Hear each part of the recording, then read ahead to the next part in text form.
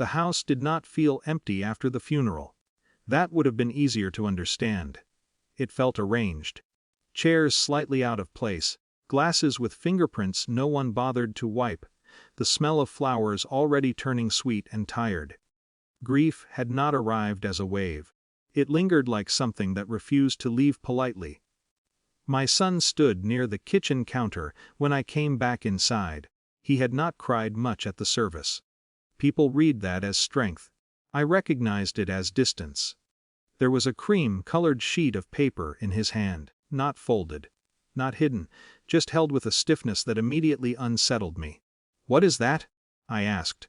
He barely looked at me. His eyes moved over the page as if confirming something he already knew. Then, without ceremony, he dropped it into the trash. "Worthless," he said. The word landed strangely in the room. Too sharp, too prepared. I waited for more, an explanation, irritation, anything that would make the reaction feel human. Instead, he tied the trash bag with quick, practiced movements. "This should stay buried forever," he said it quietly, almost to himself. There are moments when a parent senses a door closing but does not yet know what room it leads to. I felt that closing then. Not dramatic, just final. I did not argue. Grief exhausts the part of the brain that normally insists on confrontation. Everything becomes negotiation with your own energy. I told myself it was a letter, an old bill, something sentimental he did not want to revisit. I told myself many reasonable things. Then I picked up my keys. "I need to go to the bank," I said. He nodded without interest. Outside, the air was indecently normal.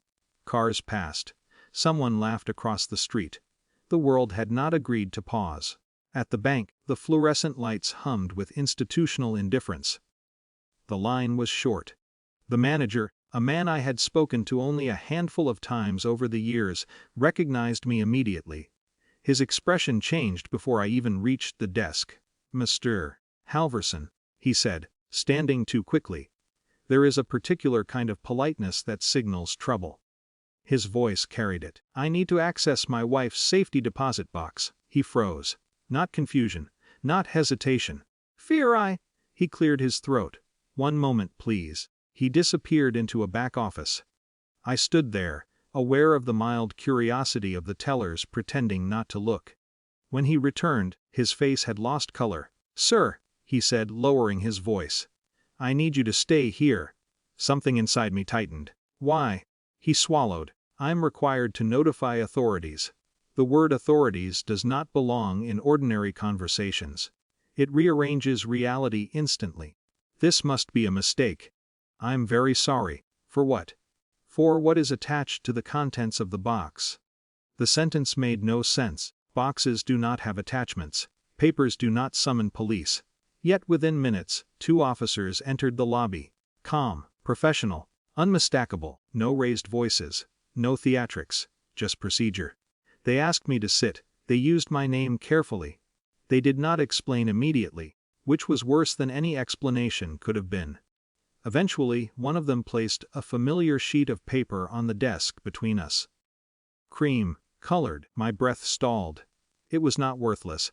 It was a certified document, official seals, legal language. My wife's signature, and another signature beneath it. My son's. The officer spoke with the tone of someone accustomed to dismantling lives gently. "This appears to be a financial authorization tied to assets not disclosed in probate." Words arrived slowly, as if navigating thick air. Unauthorized transfers, hidden accounts, dates stretching back years. I listened without listening. Grief, I discovered, has layers. There is grief for the dead. Then there is grief for the person you thought you knew. And beneath that something colder. Recognition. My son had not reacted to paper. He had reacted to exposure. When I returned home, the house felt different. Not heavier, sharper. He sat at the dining table, shoulders tense in a way I had never seen before. "They called me," he said. Of course they had. Silence filled the space between us. Not hostile, just stripped of illusion. "You knew," I said. It was not an accusation. It was an observation. His jaw tightened. "It wasn't supposed to come out like this." Grief flickered through me again, rearranged into something unfamiliar. Not rage, not forgiveness, disorientation. How long? He did not answer directly. Mom said it was complicated. Complicated. A word large enough to hide anything.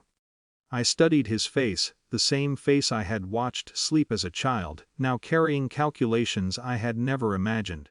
Outside, a car door slammed. Somewhere, a neighbor's dog barked. Ordinary sounds. Inside, nothing was ordinary anymore. Authority had not stormed into our lives. It had entered calmly, professionally, without emotional investment. And yet, everything had shifted. I realized then that grief was no longer the central force in the room. Consequence was. We sat across from each other, bound not by mourning but by something far less navigable. Truth, unwanted, unfinished, unavoidable.